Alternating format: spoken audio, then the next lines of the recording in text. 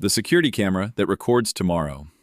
Halloway Business Center is not a place anyone remembers on purpose. 3 floors of insurance offices and logistics companies, off a service road nobody takes unless they already work there. The kind of building you drive past 100 times without once reading its sign. It has 6 security cameras, mounted the year the building was renovated and never upgraded since. 5 of them work exactly the way you'd expect. Grainy, reliable, boring, the kind of footage nobody ever needs to look at twice. The 6th one, every night, does something else. At exactly 2:17 in the morning, for about 40 seconds, camera 6 stops showing tonight and starts showing tomorrow. Nobody put that in the maintenance log on purpose. It's just what the log says, if you go back far enough. In 3 different sets of handwriting, none of them alarmed. Curtis Bell has worked the overnight shift at Halloway for a few months now. Before this, a warehouse job, a stint doing loss prevention at a strip mall pharmacy, the kind of resume that leads, eventually, to exactly this kind of building. It is, by every honest account, a boring job, and Curtis has come to like it that way. He isn't the kind of guard who wants something to happen. The rounds never change. He checks badges that don't need checking, on doors that haven't been opened since 5 o'clock. He walks hallways that are always empty at this hour, past offices with the blinds down and the chairs pushed in, past a floor directory nobody has updated since a tenant moved out 2 years ago. He sits in front of 6 monitors that mostly show nothing happening, because mostly nothing happens. An empty lobby, an empty stairwell, an empty parking lot with 3 cars nobody claimed by end of shift, headlights long gone dark. He locks the 2nd floor supply closet himself at midnight, the way he does every night, gives the handle a tug to be sure, and doesn't think about it again. It is, in every way that matters to him, an unremarkable building doing an unremarkable job of standing there. At 2:17 a.m., camera 6 glitches. 40 seconds of static. Not unusual, according to the maintenance log Curtis pulls up out of idle curiosity. The kind of thing 3 guards before him have already logged and closed out without a second thought. In 3 different sets of handwriting that all say some version of the same thing. Camera fault. No action taken. When the picture clears, something about it is wrong. Not broken wrong, just off. There's daylight coming through a window at the end of the hallway that should be pitch black at this hour. The supply closet door, the one Curtis locked himself less than 2 hours ago, is propped open with a folding chair. A coworker he recognizes from the 2nd floor, Priya from accounts, walks past in a cardigan he has never once seen her wear in 6 weeks of overlapping shifts. In the corner of the frame, under the running clock the system stamps on every feed, the date reads, tomorrow. Curtis watches the full 40 seconds twice before the picture snaps back to tonight's empty hallway, unremarkable again. He writes it up as a DVR fault.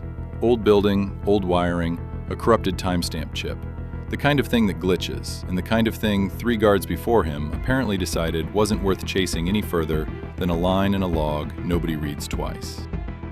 He doesn't let it go, not really. The next night, he films the 2:17 a.m. window on his phone, mostly to have something concrete to hand to maintenance instead of another log entry nobody reads. The following evening, he doesn't need the phone at all. He watches it happen himself, in real time, from the actual 2nd floor hallway. The propped door, the cardigan on Priya exactly as shown, down to the sleeves pushed up the same way. The same 40 seconds, in the same order, timed close enough to the second that Curtis stops calling it a coincidence even in his own head. He starts keeping notes properly after that. A cheap spiral notebook he buys on the way to work, 1 page per night. What the 2:17 a.m. feed shows, and whether it happened the next day the way it was shown. Within a week, the notebook has no exceptions in it, not one. So he tests it. Before his shift ends, he wedges the supply closet door shut himself. Not just locked, jammed. Hard enough that nothing short of a crowbar moves it. A small thing, a controlled variable. A way to prove, cleanly, that the picture can be wrong about at least one detail. The next night's 2:17 a.m. footage shows the door propped open anyway. Not by the same cause. A maintenance contractor this time, leaving it open for a supply delivery that wasn't on Curtis's schedule, but propped open all the same. At the same time, in the same frame, the folding chair in the same spot against the same wall. He tries it again a few nights later with something smaller, a coffee mug he leaves, deliberately, on the wrong side of the break room counter before his shift ends, just to see if the 2:17 a.m. footage still shows it exactly where he put it. It doesn't. It shows the mug back on the correct side, moved by someone else entirely, for an entirely different reason, sometime during the day shift he never sees. The event doesn't care how it happens, or who makes it happen. It only cares that it happens. Curtis writes that down too, in the notebook, in plain words, because he can't think of a better way to put it. A few nights later, at 2:17 a.m., Camera 6 clears the way it always does. Curtis is in the hallway, not tonight's Curtis, watching from a monitor in the break room. Tomorrow's Curtis, standing exactly where the camera can see him, in the same stretch of hallway the propped door always opens onto. He's not doing anything unusual. No chair, no folding table, nothing out of place around him. He's simply standing there, looking at something just past the camera's edge, and for less than a second, his face does something Curtis has never once seen his own face do.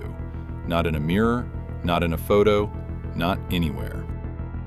The feed cuts to static before the frame shows what he's looking at. Curtis sits with the monitor a long time after that, the way you sit with a number that won't reconcile no matter how many times you check it.